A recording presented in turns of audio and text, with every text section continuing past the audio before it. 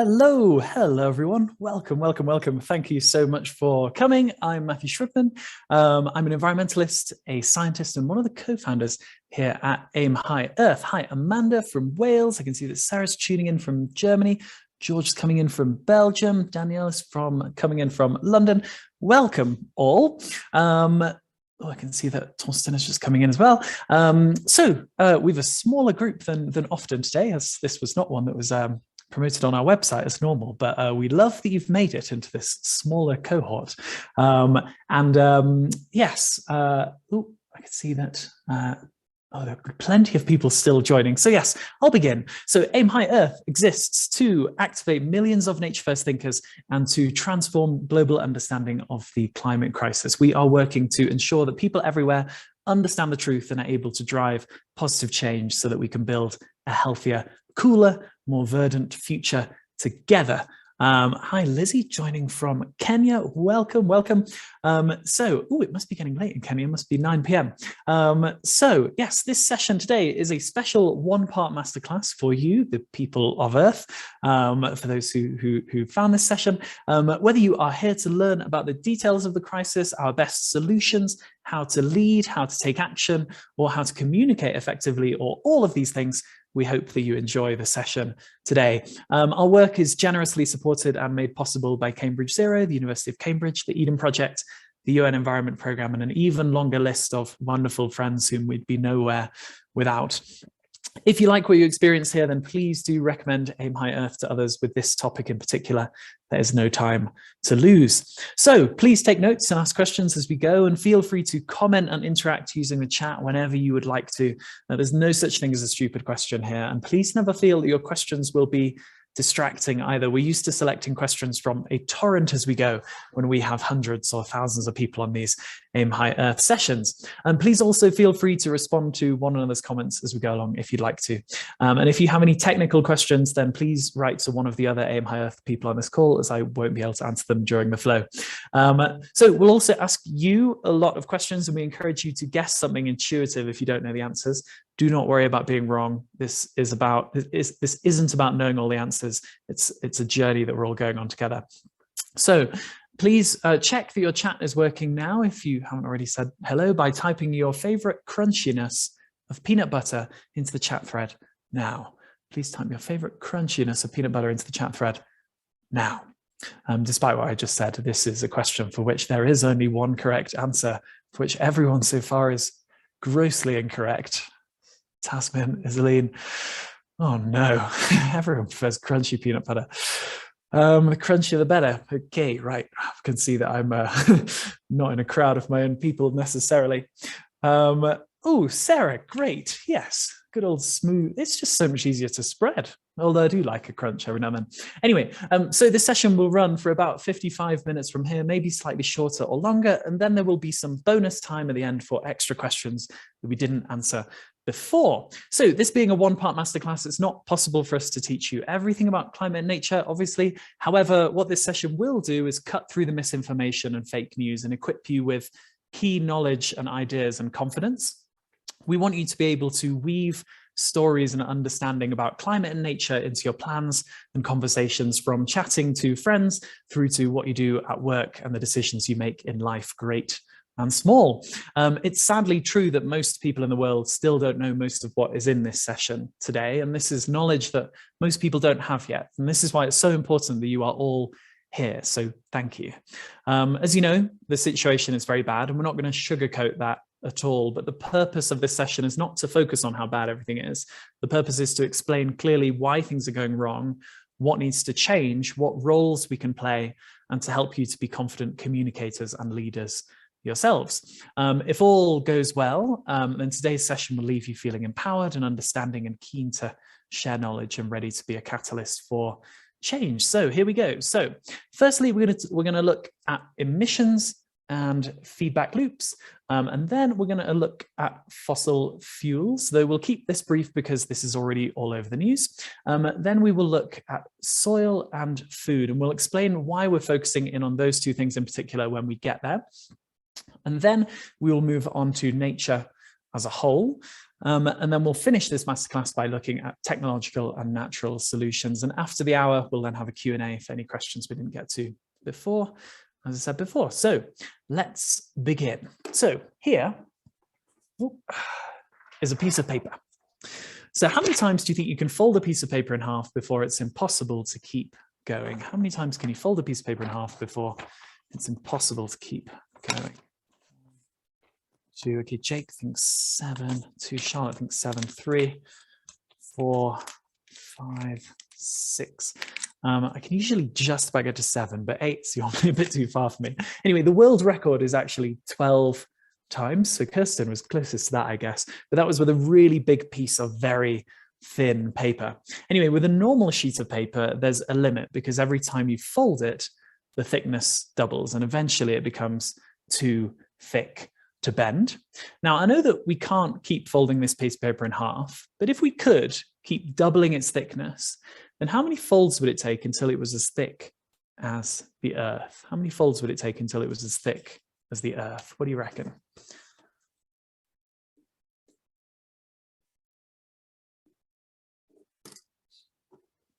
Charlie's gone for 200. Any other guesses from anyone else? Kath thinks maybe 100.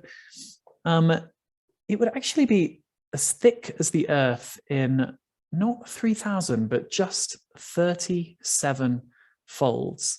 Now, the Milky Way galaxy is so big that it would take over 100,000 years for a text message, so going at the speed of light, to reach the other side of it. Now, this is actually Andromeda because it's a bit tricky to photograph the Milky Way these days. But anyway, how many folds do you think it would take before this piece of paper was as thick as the Milky Way? How many folds do you reckon it'd take before this piece of paper was as thick as the whole of the Milky Way?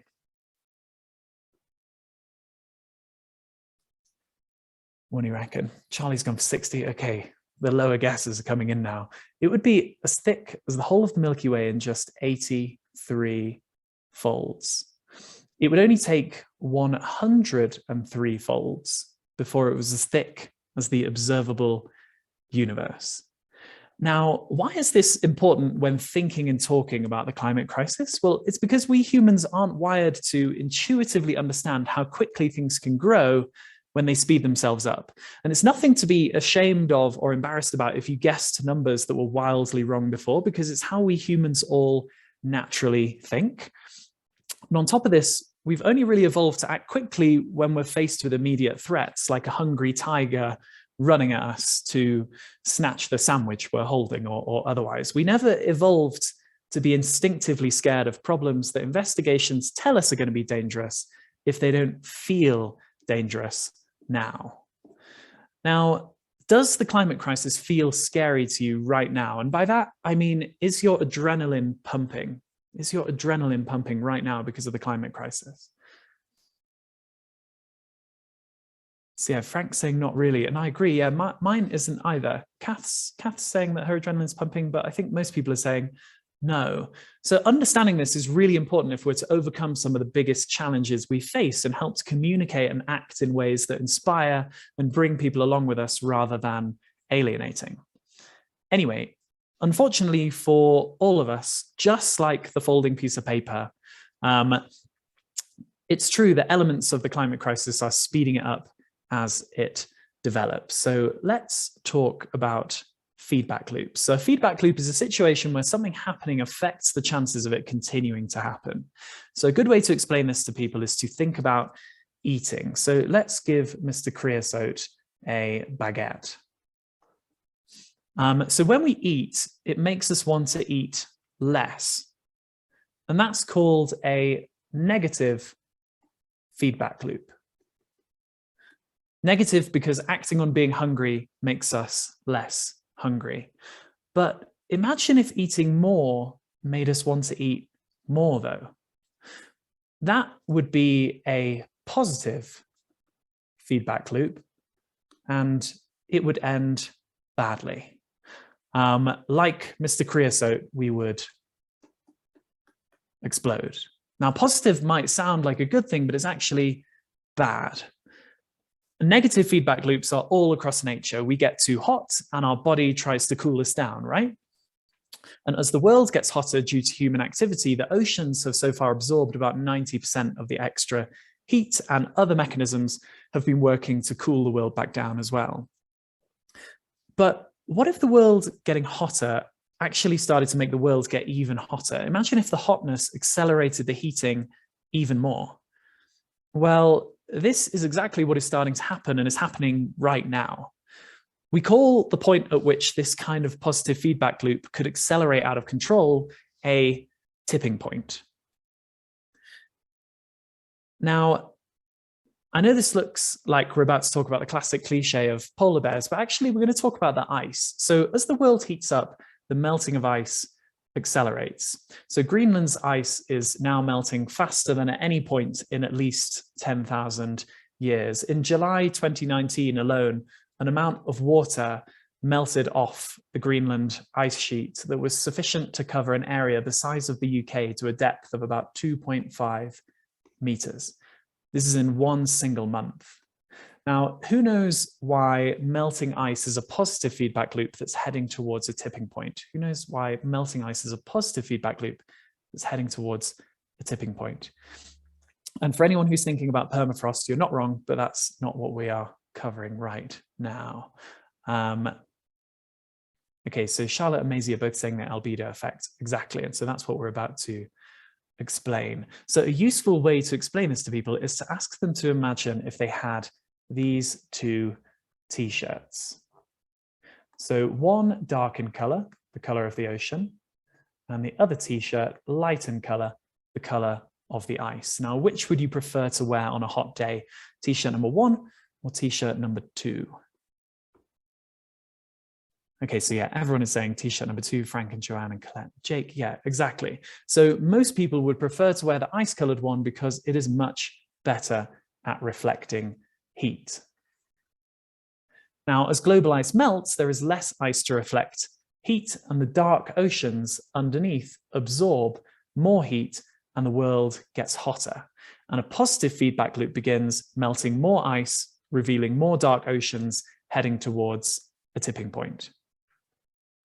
Now, there are many more positive feedback loops with tipping points. A relatively new one we've discovered is related to the world getting dimmer as a whole. So what I mean by that is that if you were looking at the world at night from the surface of Mars, it would look less bright than it used to.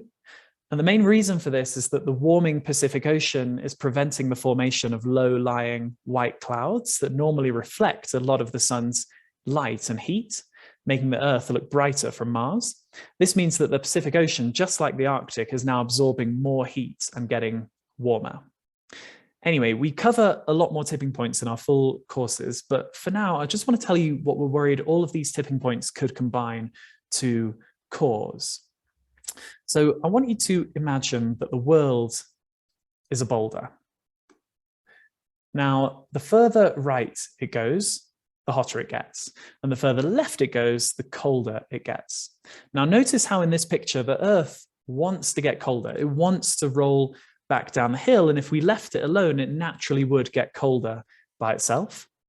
However, our human activities, like emitting greenhouse gases, are pushing the Earth system hotter and hotter.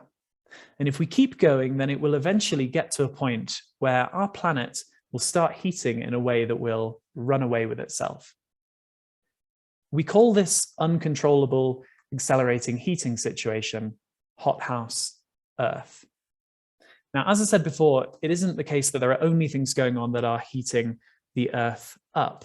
There are many natural negative feedback loops on Earth that are working to also cool us back down to keep us in balance, which is why there might still be time to turn things around. Now, I say might because the truth is that nobody knows where the top of the hill is. Nobody knows if we're already there, heading for runaway heating. The boulder might well already be at the top of the hill and ready to roll down the other side. When politicians and leaders talk about climate targets, these targets are based on educated guesses and models. Nobody actually knows for sure if we've already gone too far. Now, this sounds scary, and it is, but since we don't know where we are, we have a duty to do all that we can. we must imagine that we are the boulder teetering on the edge. Everything that we do now, and I mean everything, will make a difference for the future. Okay, now a question. What percentage of human-produced greenhouse gases do you think come from energy production? What percentage of human-produced greenhouse gases do you think come from global energy production?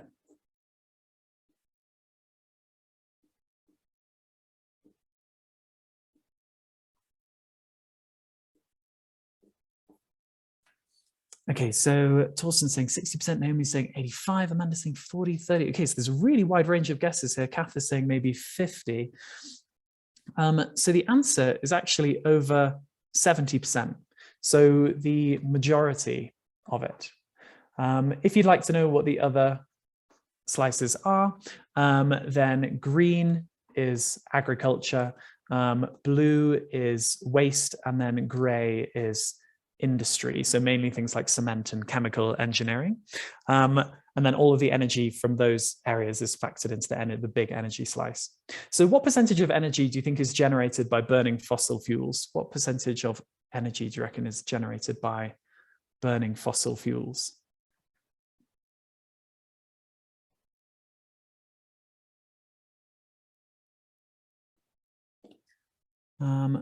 Okay, so here we're getting some much bigger numbers. So Fam is saying maybe 70% and Charlie's saying 65. So at the moment we calculate that some of you might be thinking of electricity. So electricity sometimes comes as a bit lower, but if you take into account all energy, then the answer is about 85% of global energy is being generated from the burning of fossil fuels, so the majority of it. Now, burning fossil fuels obviously releases carbon dioxide, among other pollutants, which leads to global heating. Okay, so this is a graph of the CO2 level in the atmosphere since the year 0 AD. Now, you might be wondering what ppm means on the left-hand side, and if so, then it means parts per million. So 400 parts per million means that there are 400 particles of carbon dioxide in the air for every million particles of air. Now that might sound small, but only a small amount of CO2 has a very big effect, which is why it's such a problem that this is what has happened since the Industrial Revolution, when we started burning fossil fuels on a huge scale. In the words of NASA's Dr. Michael Funson, the world is quickening the rate of accumulation of CO2 and has shown no signs of slowing down. Okay, now I want to show you what the CO2 level has been like for the past 800,000 years. Now, the way that we found this out is really, really cool. So every year, air gets trapped in the Antarctic ice as it builds up each winter. And it's true that some of the ice melts the following summer, but some always remains and gets buried under more new ice the following year. So the deeper we dig into the Antarctic, the older the air that's trapped inside the ice gets. And so the deepest, oldest air that we know of that's still there is about 800,000 years old. Now, who here would be up for breathing in some 800,000-year-old air? I'm genuinely interested to know. I think I would. Anyway, we call these Antarctic ice air records ice core data. And this is what one of those ice cores looks like. We can easily see that there's different kinds of air frozen into the different layers. Fam, good to see that you would be up for breathing it in as well. Now, these ice cores are so accurate that we can use them to figure out when the Romans started using slightly different mixtures of metals in their coins. Isn't it amazing that we found so many historical secrets in Antarctic ice? I think that's really cool. Anyway, as you can see, the CO2 has certainly moved around quite a lot over the past 800,000 years. It has moved up and down quite a bit, but it's not moved anywhere near so much, so high or so quickly as it has in just the last 200 years. It's happened so quickly that you can barely see it. Now, reducing the use of fossil fuels is without any doubt the single most impactful thing we can do to combat the climate crisis. The fossil fuel companies are hard at work spending hundreds of millions of dollars to try to convince us that we can keep using fossil fuels whilst finding other ways to store carbon.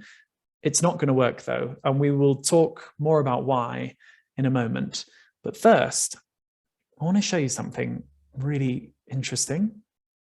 So this is an infographic that shows the distribution of renowned or famous people. So in effect, society's role models born between the years of 1750 and 1850. Now, as you can see, politicians like Napoleon obviously dominate the landscape here, not necessarily because there were a lot of them, but because their influence over society was very large. Now, as you can see, about a quarter of this, there we go, about a quarter of this is scientists. And then you have your writers and philosophers and architects and composers and painters and so on. So the thinkers and fine artists. Now, what do you think happens when we move forwards by 100 years? In particular to the scientists. What do you think happens when we move forwards by 100 years, in particular to the scientists?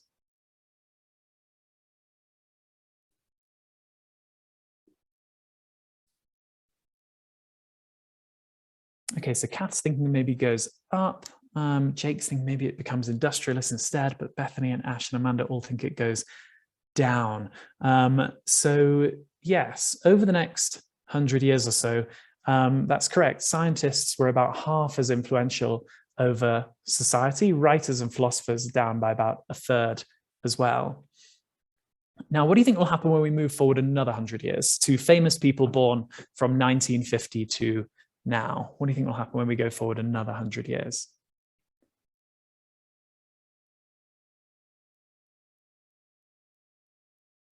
Jake is wondering if influencers are going to be on there, and that is correct. Bethany is just giving a crying face. So this is now.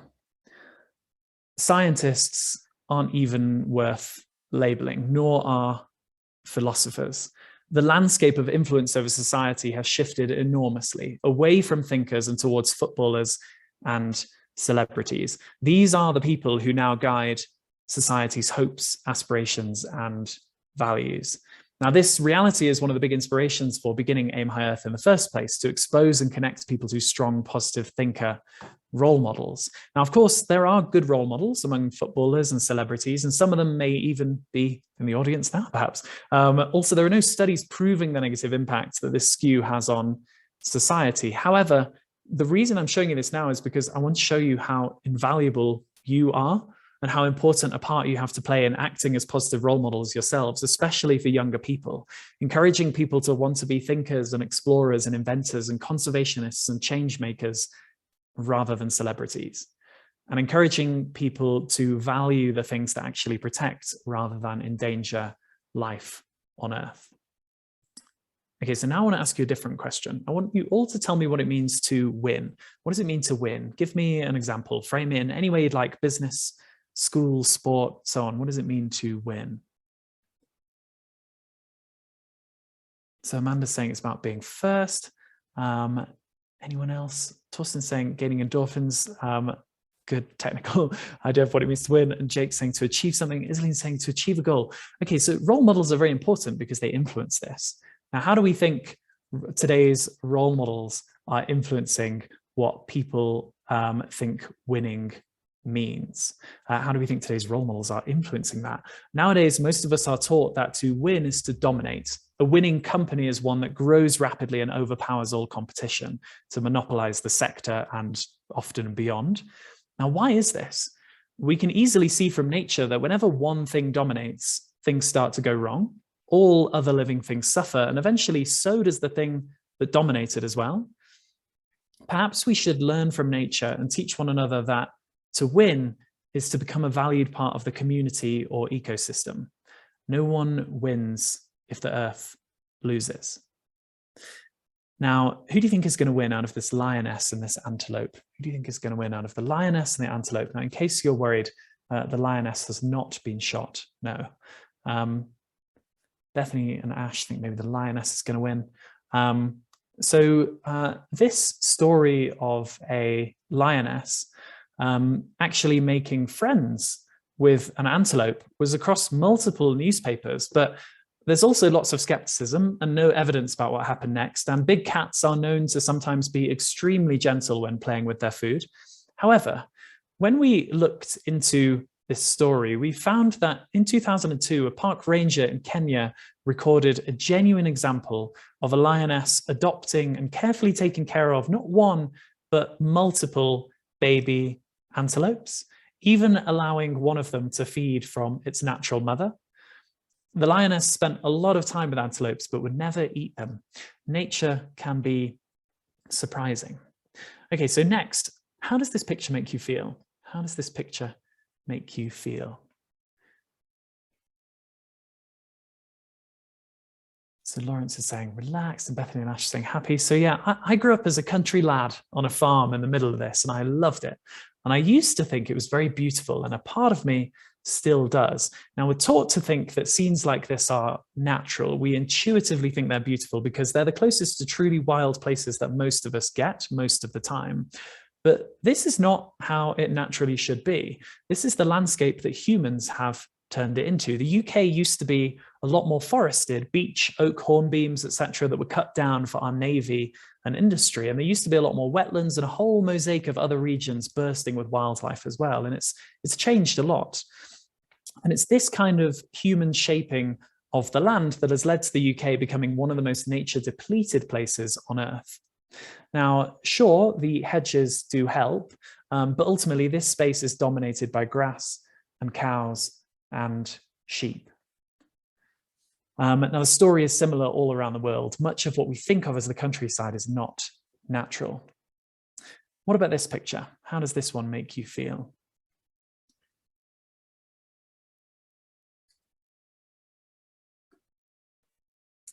So, okay, no one likes this one. So yes, this one is what we call a monoculture.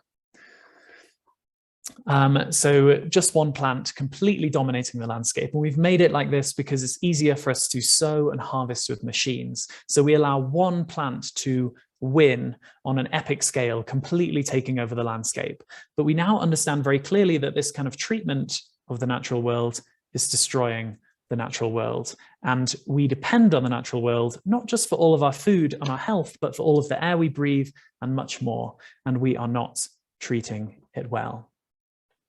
Okay, so now I want to talk to you about soil, and it's a big topic, and we're just going to dip into it. Why soil? Because soil is a perfect illustration of the bigger picture. So firstly, what do plants need? What do we need to give them to make them grow? What do we need to give plants to make them grow?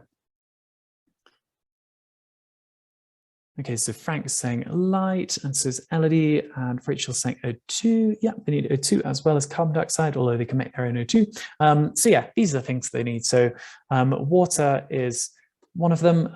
By the way, as a very brief aside, speaking of water, did you know that humans can hear the difference between hot and cold water pouring into a container? Anyway, so yeah, water and carbon dioxide and light, and then all of these different nutrients like nitrates and phosphates and potassium and magnesium. And we give them these things by watering them and adding fertilizers so that we can get the largest possible quantity of crops. But what we haven't realized until recently is that we might be doing this all wrong. We are treating the soil as an inert growth medium when it is actually alive. And it is so alive that one single teaspoon of soil contains more living things than there are members of the human race. Soil is not something that exists elsewhere in space. It's special. It's part of our unique living world. By adding lots of nitrates and phosphates and potassium and magnesium in chemical fertilizers, we might be helping the plants in the short term, but we're upsetting the balance in the soil and killing off the life that it contains, damaging its health and structure, and releasing vast amounts of carbon into the atmosphere in the process. Now, it can take hundreds of years for the natural world to recover a single centimeter of topsoil. Yet nowadays, about 90% of soils farmed normally are thinning and degrading. So what does normal even mean anymore? Normal needs to change. We're starting to realize something that people in the future will look back on and think was obvious, that we shouldn't be putting the plants first.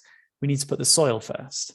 And if we do so, then the soil will take care of the plants for us. And the soil will take care of much more than that too. The top couple of meters of soil contains about 3 times as much carbon as the entire atmosphere combined. Restoring soils to their former health has the potential to capture a significant portion of our carbon emissions. Now, in parts of the world, some people are already learning to grow carbon in the soil simply by restoring its health, but most still don't know about this. This knowledge needs to spread everywhere fast, and together we can make this happen. Now, we also haven't even mentioned peatlands and the enormous emissions that they produce as they are purposefully destroyed or dry out due to human interference, nor the incredible power that they have to store carbon when they are healthy. Anyway, I want to show you a really cool experiment. So some scientists went into a forest and they found a big old tree, and then they put a huge plastic bag around it like this. And then they pumped the bag full of carbon dioxide. But this wasn't normal carbon dioxide. It was slightly radioactive. Not the kind of radioactivity that's very dangerous, but the kind that would allow them to use a radioactivity counter, you know, like one of those ones that you point at radioactive stuff and it goes to show that it's radioactive. Now, over time, the tree in the bag absorbed this radioactive carbon dioxide, and slowly it became radioactive itself as well. Now, the experimenters then waited some more time, and then they started to test the radioactivity of the trees around it. Now, which of the trees, 1, 2, or 3, do you think they found to be the most radioactive? Which of the trees do you reckon they found to be the most radioactive? Okay, so Sarah and Lawrence think 1, Jake thinks 2, Frank thinks 3. So we've got a spread. The answer is 1, yes. The tree in the top left, which seems quite strange at first because the other trees are much closer. Now, the reason why is unbelievable. It turns out that in a healthy region of soil, the plants are all connected together underground in a complex network of strands of fungi. People have started calling this amazing interconnection the Wood Wide Web, or WWW for short.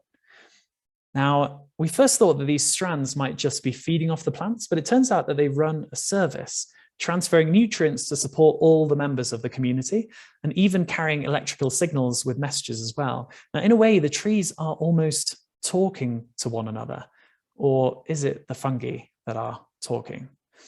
Either way, this also finally solves the mystery of how tree stumps can stay alive for so long when humans cut them down, sometimes hundreds of years. Now, these fragile fungal strands take many, many years to develop, and so that's why the older trees exchange more nutrients than the younger ones, and why older forests harbor so much more life than younger forests as well. Now, it's not just age that's important either. The more diverse the species connected by the Wood Wide Web, the stronger they are as a community as well. So when one species is threatened by a disease or a pest, other species with different characteristics are able to support it via the Wood Wide Web. A monoculture of trees lacks this strength. So ploughing, is it good or bad? What do you think? Is ploughing good or bad? So it rapidly removes weeds and mixes nutrients into different layers of the soil. Like Lawrence's answer for who, but most people are saying it's bad. Yeah, so ploughing will shred to pieces all of those delicate fungal strands that would naturally be trying to form, damaging not just the life in the soil in the short term, but the fertility of the soil in the long term as well. Now, given our modern methods of farming, what do you think the nutritional content of a carrot is like now compared to what it used to be 100 years ago? What do you think the nutritional content of a carrot is like now compared to what it used to be 100 years ago? And I'm talking about vitamins and minerals. Sorry, I should have said that. What do you think? the content is like now, vitamins and minerals. So Chris is saying 25%, which is almost spot on. Yeah, it's down about 80%.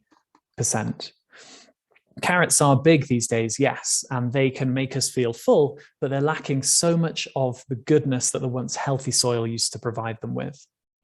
Now, there's new research coming out of Canada showing that oats grown on unplowed or no-dig soil are packed full of far more healthy nutrients than normal oats, including nutrients that might help to combat dementia, Alzheimer's, and so on. Okay, so moving away from soil, there's a big craze at the moment for sustainable toilet paper. So what percentage of global trees do you reckon are cut down each year to make toilet paper? So what percentage of the trees that exist do you reckon are cut down each year to make toilet paper? So Amanda's saying 3. Bethany and Ash saying maybe 30. The answer is actually just about 0.0003%. Paper is a red herring. What do you think is the main reason that forests are cut down around the world? What's the main thing that's driving deforestation around the world? The answer is farming. Yeah, as Jake is saying, palm oil, and Danielle and Carmen and others are saying agriculture. Yeah, so it's farming. About 91% of deforestation in the Amazon is due to farming. Okay, so here's a map of the world. So the very dark green is wilderness, and then there's a sliding scale of how much humans have altered it. So dark red is the most altered land. So notice how much of what hasn't been altered is uninhabitable deserts and tundra and so on.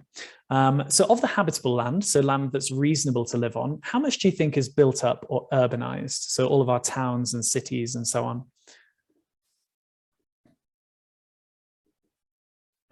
So Bethany's saying maybe 85%, and Frank thinks maybe 80%. But there's a big spread here. Yeah, the answer is, as Lawrence has said, it's just 1%. I was quite surprised when I learned this for the first time. Our towns and cities don't take up that much space, and perhaps the reason we feel like they do is because we're in them all the time. Now, how much of the habitable land do you think is used for farming? How much do you think is used for farms? Farms run by humans rather than, for example, ants. Okay, yeah, it is about 50%, as I can see that Kirsten has said there as well. Yeah, it's about 50%. Now, to make space for much of that farming, since 1950, we've cleared about half of all temperate and tropical forests around the world. So now let's look at how that farmed land breaks down. So what I've done is I've represented all of the world's farmed land as a nice strip of moss. Now, you don't have to remember these numbers, but having a feel for them is helpful. So 77% of the world's farmed land is used for producing animal products. So meat and eggs and milk and so on. And the reason it's so large is not because it's all covered in animals. Much of the land is growing crops to feed these animals as well. Now, why do they need so much land to grow their food? So in the words of my uncle, who was actually a pig farmer, here represented by this beautiful pig, I've always said that what I do is very inefficient, taking vast quantities of edible grains and turning them into a really small amount of meat. It's so wasteful when you see the process from start to finish. There must be a better way to feed everybody. Now, one of the first things that many of us learn in biology at school is that eating things is really inefficient and most of the energy is lost. And it's the simple truth that most of the energy in crops is wasted when we feed it via animals to make food from those animal products. Now, ignoring the small amount of our food that comes from the ocean, so that's just 2%, how much of our food do you reckon this 77% of land produces? How much of our food do you reckon this 77% of land produces? What do you reckon? So Charlie's saying 20, which is about right. Yeah. So it actually produces about 18% of our food. That's all. So now let's look at the other bit of farmed land. So the 23% that is growing plants for humans to eat. Now, again, ignoring food from the oceans for now, this small bit of land supplies about 82% of our food, so almost all of it. Now, in our longer courses, we explore how we get most of our protein from plants too, and the strength of vegetarian Roman gladiators, and how we also all eat far more protein than we ever evolved to need. For now, though, the bottom line is that we could all easily get enough food and protein whilst taking up far less space on Earth simply by eating fewer animal products and more plants. Okay, so it's time for a tangential break from this stuff. So we're going to talk about a little town called Arundel. Who's been to Arundel? Yeah, has anyone been? It's a beautiful town just south of London, and it's got seriously bad traffic. It's got really bad traffic. All the locals know it. Now, a few years ago, plans were hatched to build a bypass around the town of Arundel, and the easiest place to build it was straight through a bit of genuine, old growth, wood wide web connected ancient forest, very rare in England. And it nearly happened as well, but a huge campaign with national backing managed to have an impact, and now it's planned to be built mostly across farmland, albeit with several of the few remaining wild areas near Arundel still in the firing line. Still, it took a huge amount of time and effort to make progress with this campaign because the mindset of civil planners is still not one that makes nature a priority. Now, for a moment, I want you to close your eyes and imagine that you are one of those civil planners. Now, would you suggest building the bypass through the middle of Arundel Castle, demolishing it in the process? Would you want to do that? Charlotte's saying nope. So personally, I really would not want to destroy the castle either. But Arundel Castle is less old than the forest, and arguably less important for the long-term survival of humans on the planet as well.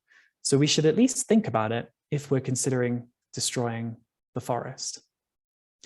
The thinking that we have all grown accustomed to as human beings all around the world is that nature is disposable, that it will always support us and that we don't need to worry about it. And that's now changing fast for two reasons. One, the human takeover of most of the world's land, not to mention the oceans. And two, the speed at which the climate is changing. Remember, it's less about the fact that the climate is heating up, it's more about how quickly it's happening. It's a very human attitude to think that if the climate changes, we can move elsewhere, wear different clothes and so on. But because most living things don't have these choices or wardrobes, and small changes in temperature can kill them off. For example, do you know what effects the 1.2 degrees C temperature rise so far in global temperatures is having on turtles? Do you know what effects this 1.2 degrees C rise is having on turtles?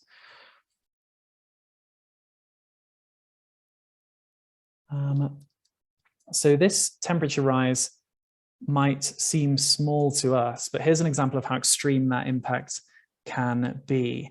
So I can see that Kath and Iselene have put opposite answers, but one of them is correct. So the sex of sea turtles is determined by how hot their eggs are in the sand. So the hotter they are, the more likely they are to be female. So nowadays on Rain Island in Australia, there are over 100 females being born for every one male. Now here's some overwhelming data for you in a brief torrent of reality. Due to the speed of climate change, and even more so human interference with the land and oceans, there are now 1 million species on the brink of disappearing forever. Species are going extinct about 1,000 times faster than normal. 2/5 of all plants are at risk of extinction. 40% of amphibians, 25% of mammals, 14% of birds are on the brink of extinction too. Now, these last three in particular, do these numbers sound appropriately big to you? And I'm really keen to know honestly what you think if they sound appropriately big. Extinction numbers are really important. They're used to outline what's about to be lost forever, but they actually don't tell the full story. And that's why to some people, they actually sound small, and it's reasonable for them to sound small, because if we had more time, we would look at the difference between extinctions and population declines, and we would see that population declines are even bigger than these numbers. For now, though, what do you think is the best estimate of how many living things could go extinct before we'd reach a tipping point of nature, causing more and more extinctions in an accelerating cascade? What do you reckon is the best guess for how many, or is a best guess? So we've heard some scientists say about 12.5% of all species, or about 1 in 8, though the prevailing scientific viewpoint is actually much scarier, and that's that we have no idea. As living things die, from baobabs to otters, these once living things that stored carbon release it into the atmosphere, and global heating accelerates too. Now, these are tipping points stacked on top of tipping points. It's true that the biggest immediate solution to the climate crisis is to stop burning fossil fuels, but all too often overlooked is the vital importance, all too often overlooked in the political and funding landscape, is the vital importance of nature. Natural systems are carbon stored, and they are the driving force of storing more of it. You may have heard about the enormous amount of carbon a single whale can store just by going about its normal life. And the same is true of many living things, big and small. Death to natural systems is carbon being released and switching off nature's ability to store carbon. Without a strong, resilient natural world, our planet won't be able to undo the damage that fossil fuels have done, won't provide us with healthy food to eat, won't heal us with medicines we're yet to discover, and won't defend us from disease, and won't be a place that any of us will want to be. Nature is often cited as being the solution to about 30% of the climate crisis in the near term, and that percentage tends to keep rising as we find out more about nature, which we still know barely anything about, and its ability to store carbon. Now, in the longer term, it's arguable that nature will account for much, much more of the solution than this. You might have heard the phrase, "We are not defending nature, we are nature defending itself." And for those who understand the critical importance of nature in all of this, this is true. Right now, nature makes up only about 10% of the climate conversation and gets only about 3% of the funding. Now, this clearly needs turning around very fast. In the words of Henry Mencken, for every complex problem, there is an answer that is clear, simple, and wrong. It's easy to be seduced by the 1D simplicity of measuring our efforts to combat the climate crisis only in terms of carbon emissions, but this can have many negative, unforeseen consequences. We used to think it was a perfect idea to grow elephant grass to burn to make electricity. Burning elephant grass releases carbon dioxide, but then growing new elephant grass stores that carbon dioxide again, right? What we didn't realize is how much carbon would pour out of the dying soil as we cleared wilderness to make space for our elephant grass monocultures. Now, please don't say immediately if you already know, but what do you think we're looking at here for those who don't? What do you think we're looking at for those who don't know what this is?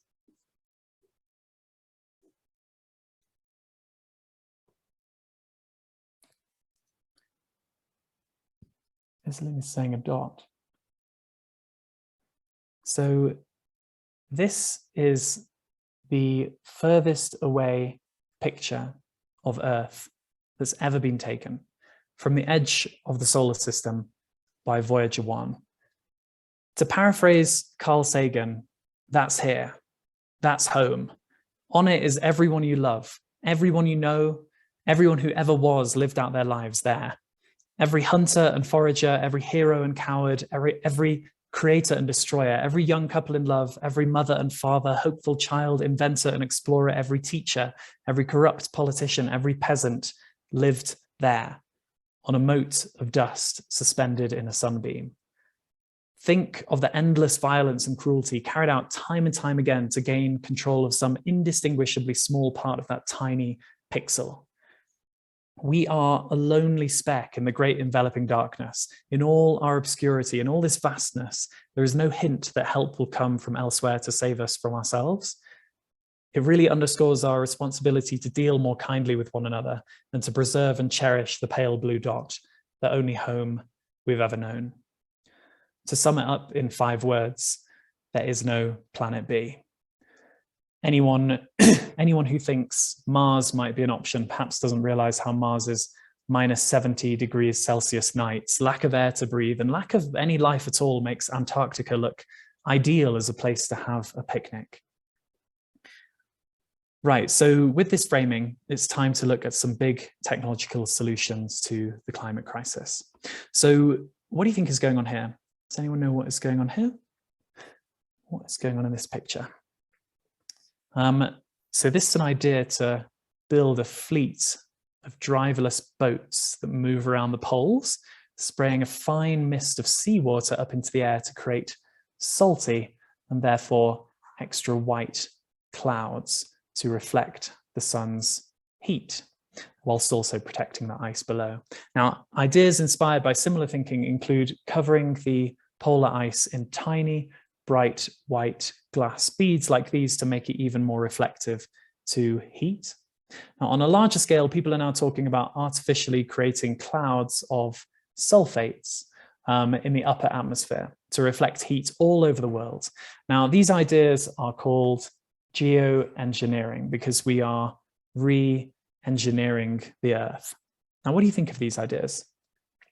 I'm really keen to know what you think of these.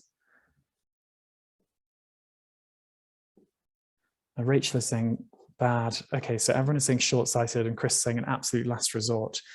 Yes, so the most important response for us to have and for us to help others to have as well is to ask the most important question of all. What is the impact on nature?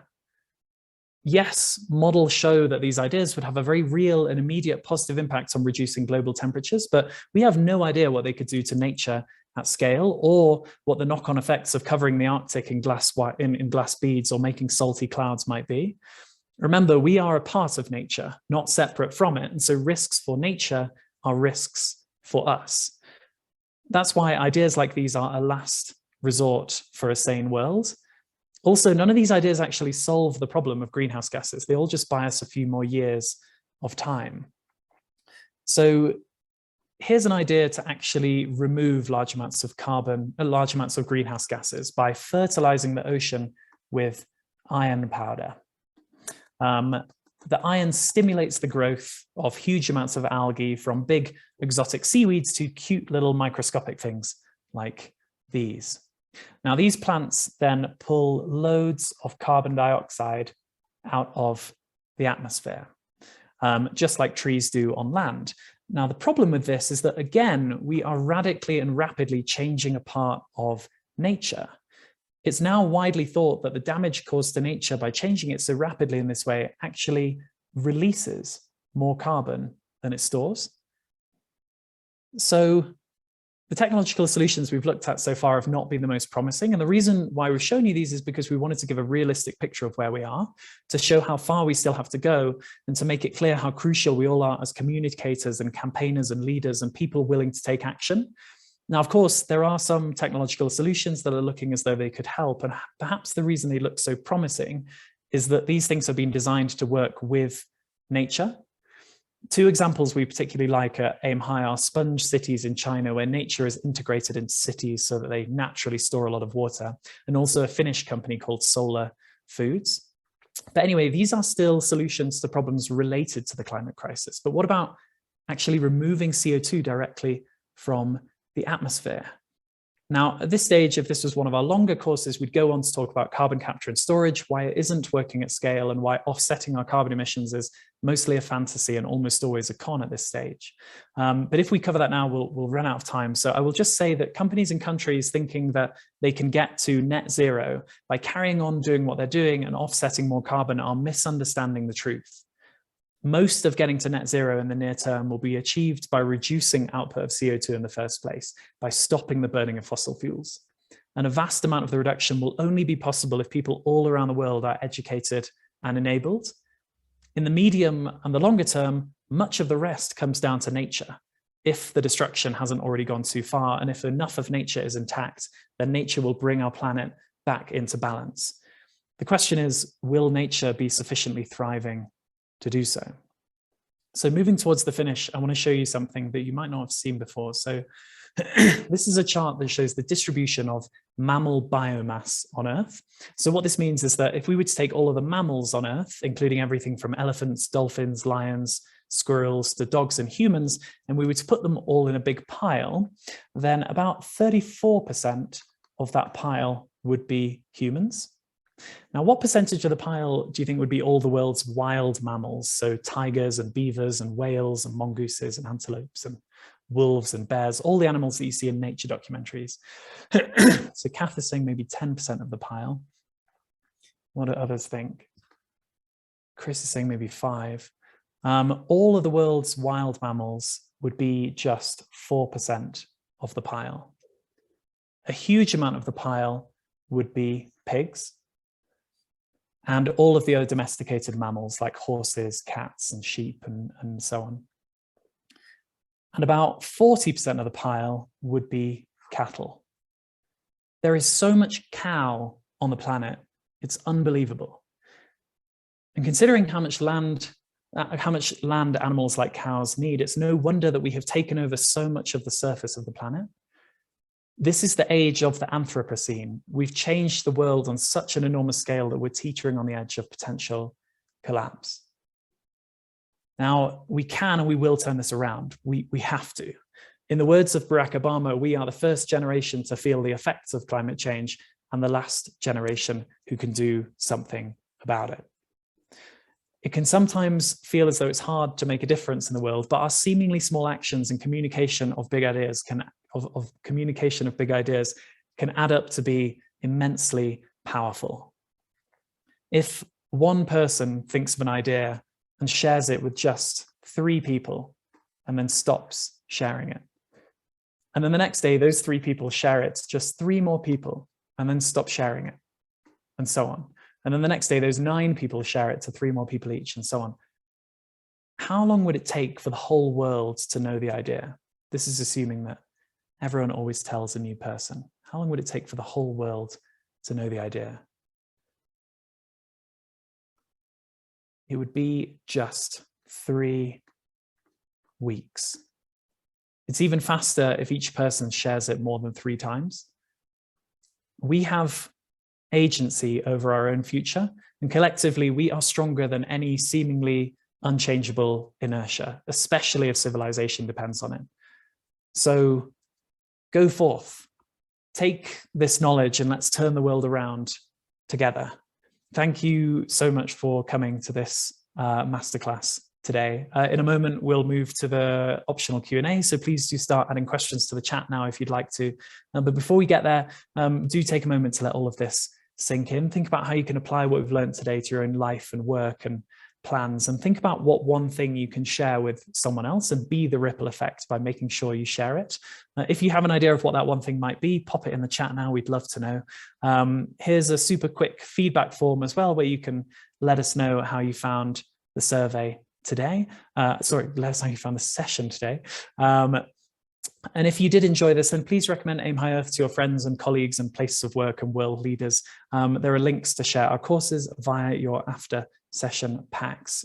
And here is the link for your after session packs. There you go. Word of mouth multiplies like folding paper. So please do help us to change the course of history by getting as many people through our climate and nature courses as you can. We also run tailored courses for organizations, from businesses and political bodies to schools and institutions.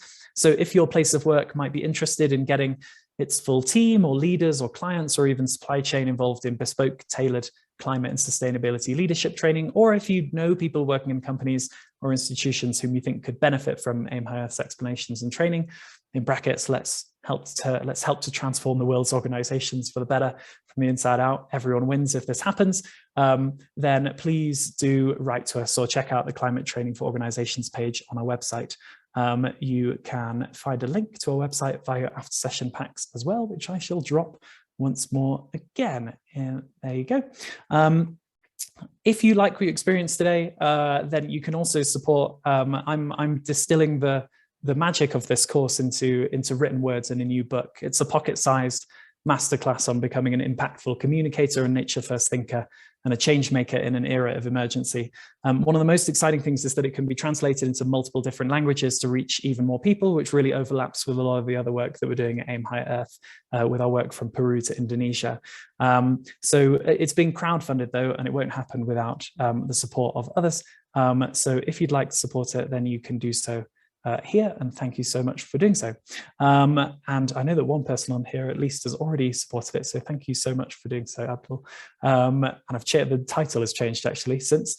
Anyway, for now, some things for you. So firstly, having sat this masterclass, we will give you a certificate, but this is really less a certificate of completion and more a document to show you that you now have a responsibility to spread this knowledge as widely and as quickly as you can, especially to those who don't know, don't want to know, or know and are willfully blind. So thank you for doing so. Very soon you will receive an email from us containing a link to your after session packs in case you missed the link that we are posting in the chat repeatedly at the moment. So hard to miss, but in case you do. So this email will also give you a link for rewatching this session, although it will take about 24 hours for the recording to go live.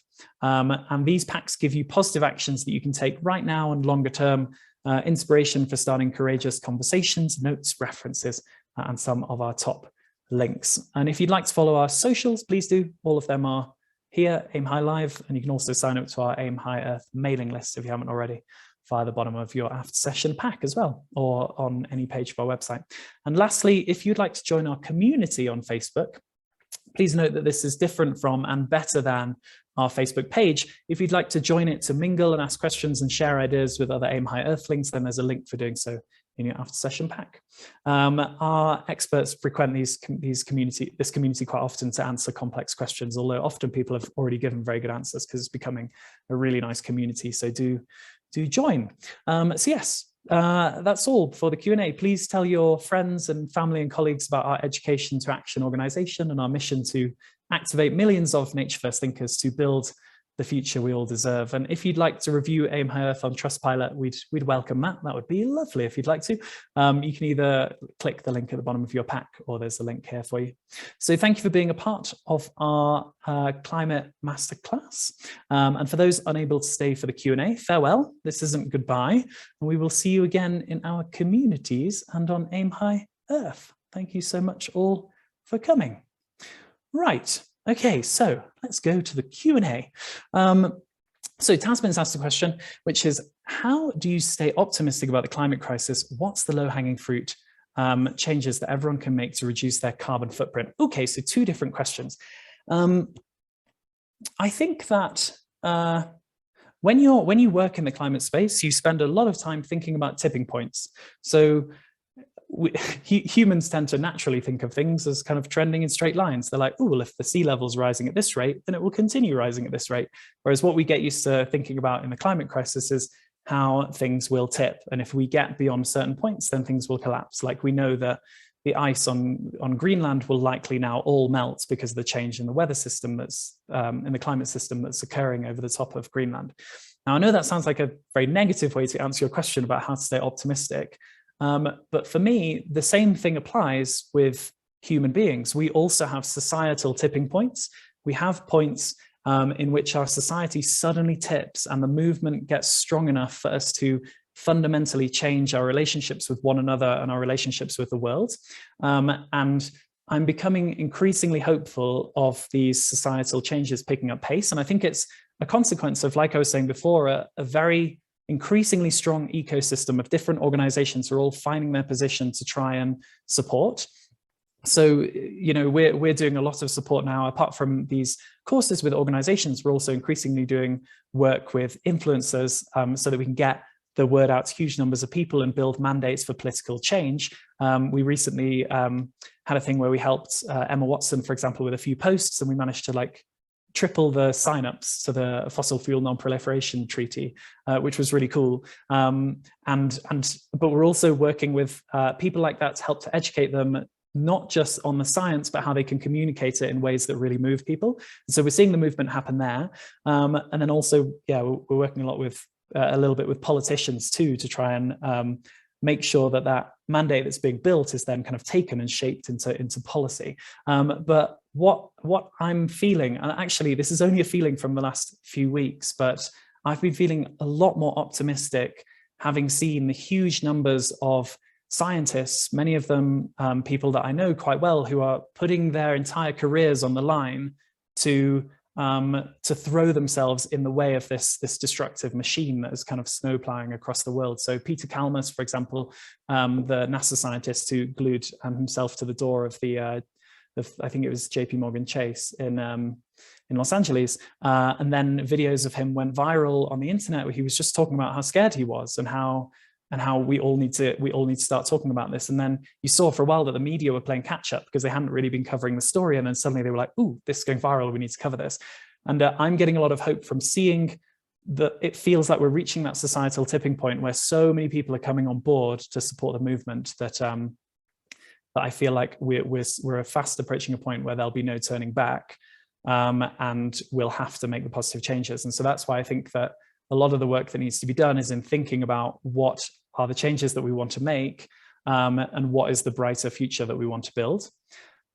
Which is why, if anyone wants some inspiration, look up this thing called, it's an artistic movement called solar punk. It's just basically a group of artists who create loads of imagery of what the future could be like if it was much better integrated with nature. And it's a cool thing to look at just for inspiration. Anyway, Tasman also had another question, which was what's the low-hanging fruit? Changes that everyone can make to reduce their carbon footprint. Okay, so this is one of the things I'm actually really keen to know everyone's feedback, because this is one of the first times that we've run the masterclass in this kind of format. And I'm very aware of the fact that it doesn't have too many solutions in it. And so I'm keen to know if everyone would like a lot more solutions scattered into the course, or if they feel it's okay to discuss them in the Q&A. I'm very keen to know that. But in terms of the lowest hanging fruit, so if you have money and savings or any investments, then one of the most important things you can do is move your money to a bank that doesn't invest in fossil fuels. Very easy to look at fossil banks on any search engine to find out which banks are investing in fossil fuels. Most of them are. What's the Triodos? It's quite a good one that doesn't. I put my money with Triodos, but that makes an enormous difference in terms of our impact. And then the way that we vote also, of course, makes a major difference. The kinds of things that we buy makes a major difference.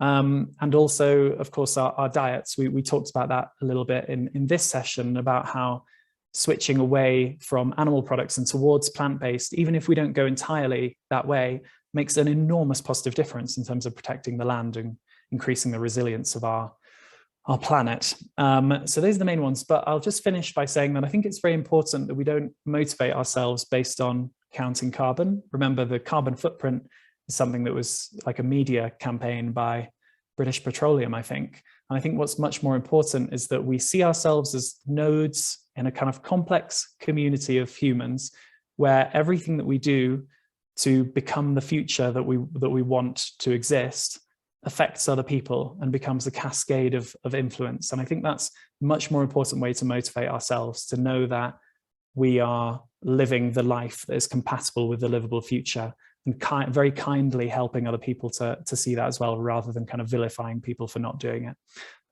Anyway, I've spent a long time on Tasman's question, so I'm going to skip forward and see what else.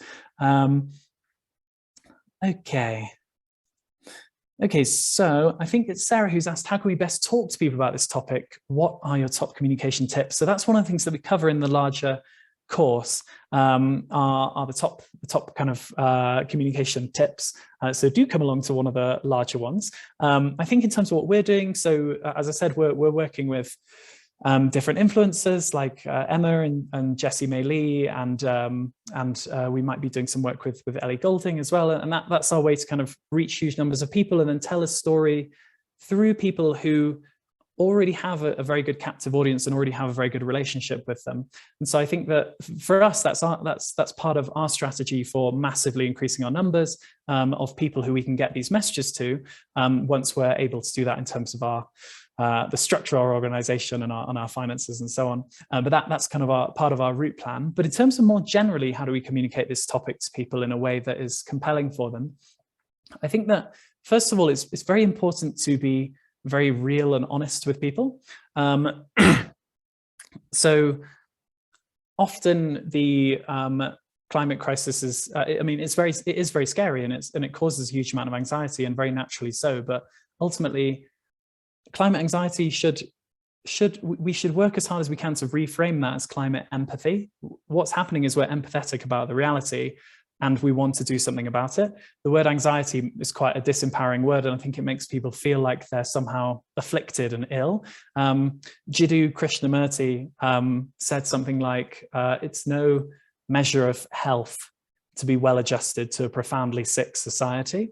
And I think that's, yeah, so something we're thinking about. But we, yeah, I think that it's important to be very real with people, because even if it triggers a negative response, actually humans cope a lot better with knowing the reality than the unknown, than unknowns. We have, as humans, we've strived since the beginning of time to try and delete unknowns as best we can, be it through people who we think can predict the financial markets all the way back to oracles. We hate the unknown. And so knowing the truth, I think, is really important.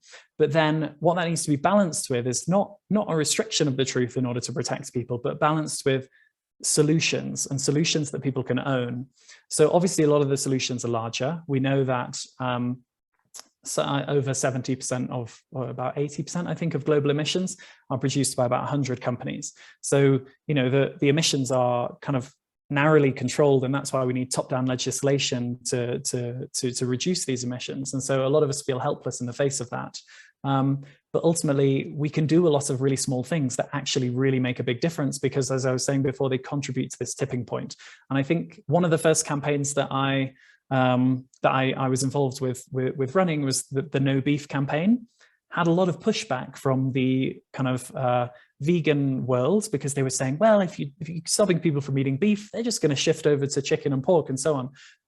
But ultimately, that's not the case. That's not how the psychology works. Actually, what happens is people stop eating beef because it's a really easy, simple step that they can really own and make their own, and know that they're making a positive difference every time they choose not to eat beef, and know how big that positive difference is.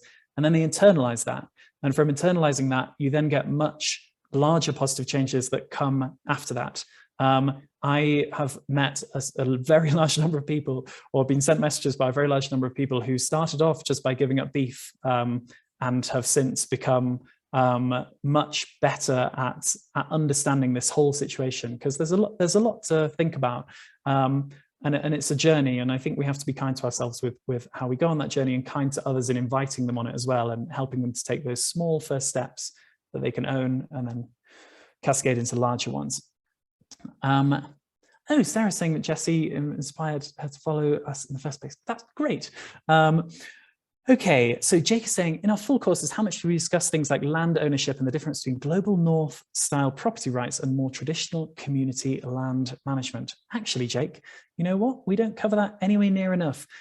We talk a little bit about Indigenous peoples in the final part of our course, because we talk about there's a great quote from Wade Davis, I think it is, where he talks about how it's very easy for us to, I'm going to paraphrase because I really don't remember exactly how it goes, but he says that it's very easy for us to think that our civilization is the best solution to what it means to be human, and that those that got left behind aren't. But actually, all of the different Indigenous cultures are different, equally viable solutions for what it means to be human. And if anything, many of them are much better informed in a lot of ways than ours are. And I think it's, yeah, the Inca culture, for example, as a culture that was wiped out mostly by the Spanish, although Quechuan still remains in many ways.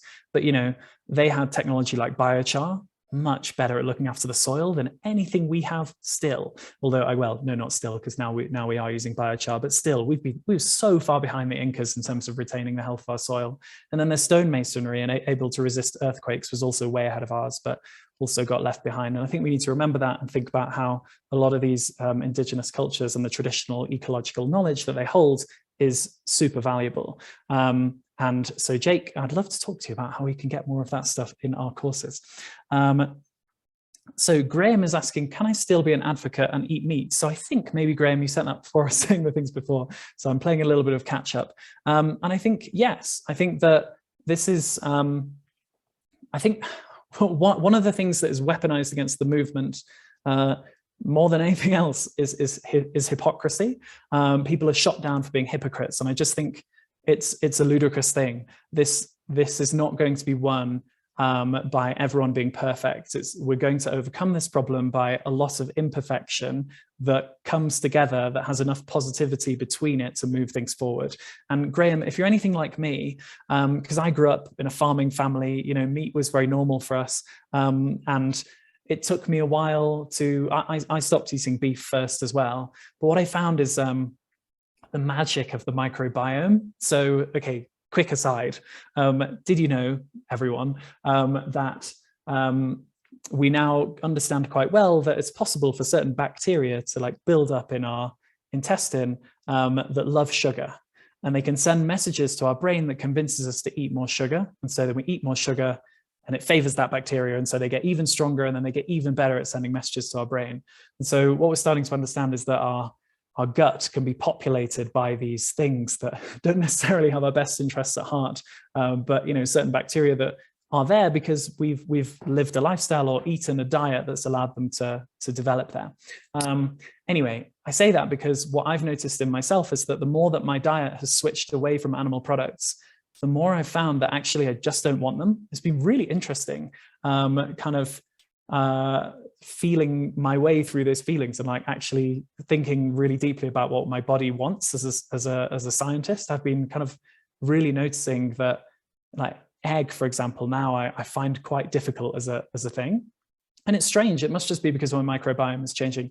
And I think that, yeah, you know, stereotypically vegans are thought to be very annoying, but I'm starting to think that the reason why they're like why they are the way they are is because they know how great it feels to be on a pure plant-based diet, because they can feel it, and because they're often quite, you know, positive, outgoing people, not always, but very frequently, they want to share that with other people, and they want to be like, yeah, you'll actually feel way better if you switch away from animal products. So what I would say is, Graham, yes, if you want to take those small steps first and just stop eating certain kinds of meat, then go for it. And of course, you can still be an advocate, and you're very welcome as someone who's part of the movement. However, I wouldn't be surprised if you find your microbiome gradually creeping back to closer to what it evolved to be, to a situation where, like our ancient ancestors, we barely ate any animal products at all, and we were probably a lot healthier for it. Anyway, so what's next? Danielle is saying would love solutions in the main course, but also wouldn't want to cut anything you covered. It was also interesting. That's the problem, Danielle. What do we cut in order to fit it in? Thanks, Sarah, for posting the fossil banks thing. Okay. So Amanda is asking about, what about educating young people? So using formal and informal educational routes, is this too hard? So we found, we started off working a lot more with the school system, and we found that the school system has a lot of friction, and it's because of the way, it's part of the resilience of the school system as well, I think. I think the diversity of the school system is in many ways a beautiful thing and a very positive thing, and, you know, similar parallels with a healthy kind of, with healthy nature. But at the same time, that diversity makes it very, very difficult to move quickly through the school system. And so we found it ourselves to be quite a difficult way to reach a lot of people. And that's why we switched to doing things with the public and working with organizations and so on. But I also think it's extremely important to work in that space. But I think that it works especially well if you're working on a local level. So our friends at the Eden Project, most of the stuff they do with schools is very locally focused. And as a consequence, it's very effective. And so that's why I think that, you know, the work that we're trying to do things on a large scale so that we can influence lots of different areas of the world. But I completely salute and encourage and admire all the people who are working with the education system, because it's so vital. And I think that kids really want to learn about this stuff, and often they're miles ahead. It's like, it must have been, if anyone's around my age, you'll remember what it was like to learn information technology and computing in school from basically a load of teachers who just knew far less about computers than you did. And I wonder if that's probably how students feel at the moment about the climate and nature crisis. They've probably learned a great deal about it themselves. So the main things they need are the tools to help them kind of campaign and tell stories and so on, because they often know a lot of the information. They want to know the solutions, and they want to feel agency, because the worst thing I think for young people is feeling like they can't do anything about it. And so that's why we also work with a lot of youth, young changemaker activists all around the world to help that's our way to try and help young people. But yes, do get involved in that kind of thing if you can. Ooh, Graham is asking, where do I stand on light pollution? So I only know actually a few things about the problematicness of light pollution in terms of ecology. For example, lots of living things that use light for navigation and for timing and so on.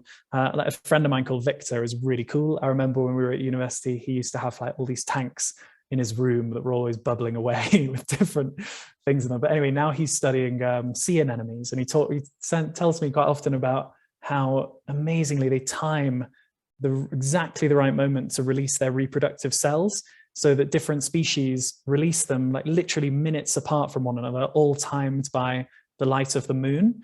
And light pollution obviously messes with these kinds of things. And so I think that light pollution is a problem. It's not something I know a huge amount about, but from first principles, I would say that the more we return to the natural state of what the planet was prior to us having industrialized, presumably the better for nature. But I'd love to learn more about that, actually. In fact, I'm going to write down to learn more about that sometime. Thank you for asking me that question. Colette is asking, are we involved in the new sustainability and education strategy? So we're contributing to this a little bit. It's something that the Eden projects are kind of leading on, and we're kind of working on it a little bit through conversations with them.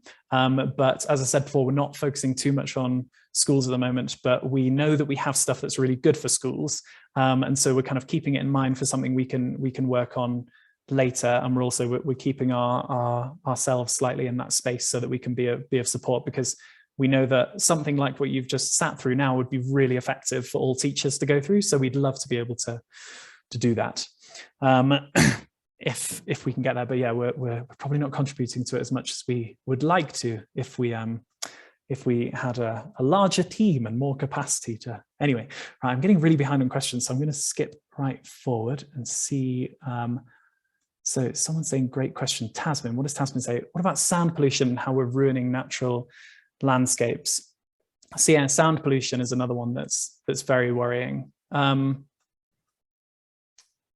Did you guys know that the goats on Mount Etna can detect that there's going to be an eruption something like 6 hours prior to our most precise equipment?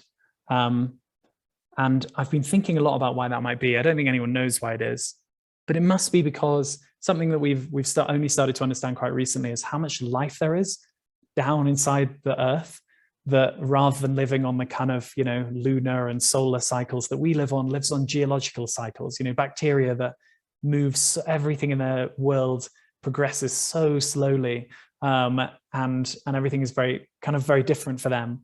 But all these kind of bacteria and organisms and things live like kilometers down into the ground. There must be something to do with the smells and signals and things that they produce that somehow alerts the goats at the surface to the fact that an eruption is about to happen before we can detect the vibrations.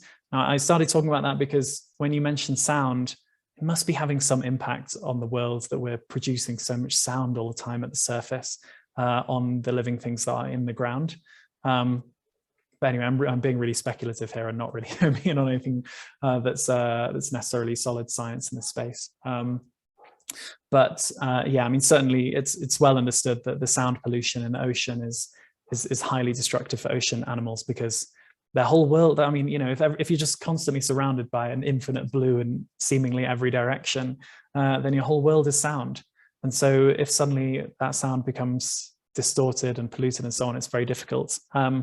There's a chemical called borate in the ocean that essentially acts like chemical cotton wool. So it absorbs sound and then it splits up into different particles, and then it kind of recombines and releases the energy as heat. It's not much heat, but it acts as kind of cotton wool, like a chemical cotton wool, by just absorbing that sound and then turning that sound energy into heat. But borate is destroyed, reduced in quantity in the ocean by extra acidity in the ocean. So as the ocean acidifies, it becomes much more transparent to sound. So not only is there extra sound pollution because of all the ridiculous things we've got going on with, what's this crazy thing they're doing now with nodules, getting rocks from the bottom of the ocean and trying to extract metals from them, and prospecting for fossil fuels and so on. All these things are releasing huge amounts of sound that is not only bad in itself, but is now traveling further than ever before, confusing these living things that have experienced this change in volume of the ocean in just their own lifetimes, that hardly enough time to actually evolve to adapt to that, of course, by any means. So yeah, sound pollution is a really, really worrying one. There was something else I was going to say about that, but I can't remember what it was now. But anyway, okay, so one of the questions do we have? So Jake is asking, what do you think about all the processed vegetarian and vegan products coming out? I've had a lot of trouble getting my partner off meat substitutes, but I don't know much about their relative environmental merits versus other meat products. So as a general rule, if something is made from, just move that out of the way. As a general rule, if something is made from plants rather than animal products, its environmental impact is likely significantly lower. There are very, very few exceptions to that rule, simply because the difference in land use and energy efficiency is so extreme. So in that sense, I think it's always better to go for plant-based things in terms of environmental impacts. However, processed food. So one of the things that gets bandied around the internet all the time is this sentiment that that beef is like fundamentally really bad for you. And sure, large quantities of anything are really bad for you. But it's one of those things that's actually quite contested. And when you really drill down into it, what you find is that actually the thing that's really especially bad for people is processed food, like processed beef, like burgers. So the beef that most people in the world eat, to be fair. But the point that I'm wanting to make is that we should take that learning from what we know about animal products and feed that into plant products as well. Processed food is generally much less healthy for us. Also, you're likely to find that these substitutes are heavily packaged in a supermarket, whereas you could just go and get a load of fruit and vegetables that are unpackaged, and that are often very high in protein, like beans and certain kinds of rice especially can be very high in protein and have a very low environmental impact. One of the things that quite worries me that I see springing up in the narrative quite a lot is people saying that the impact that rice is having on the planet. And it is true that if you just look at rice in terms of its absolute numbers, then yes, it is having a large environmental impact. But then if you consider the amount of people it's feeding very land efficiently and very protein efficiently, it's something that we really shouldn't vilify so much, in my opinion. But yeah, the way that we do shopping is we tend to try and find all the vegetables that aren't wrapped in things and then just make stuff out of them. I just had no idea there were so many great flavors in vegetables until I started experimenting with them. And now food is just a lot more fun. But in terms of the processed ones, there is one that I really like, the one called seitan, or the like processed wheat protein, which I do find really delicious. But to be honest, I get just as much satisfaction out of just like walnuts in a stew. Walnuts in a stew is so good. Anyway, so Rachel is asking, what's my favorite vegetable? Well, objectively, the best vegetable is, what's it called? The Romanesque cauliflower, the fractal one. That one's really cool. Well, it probably is also one of the most delicious. Anyway, sorry, it's a bit of a niche question.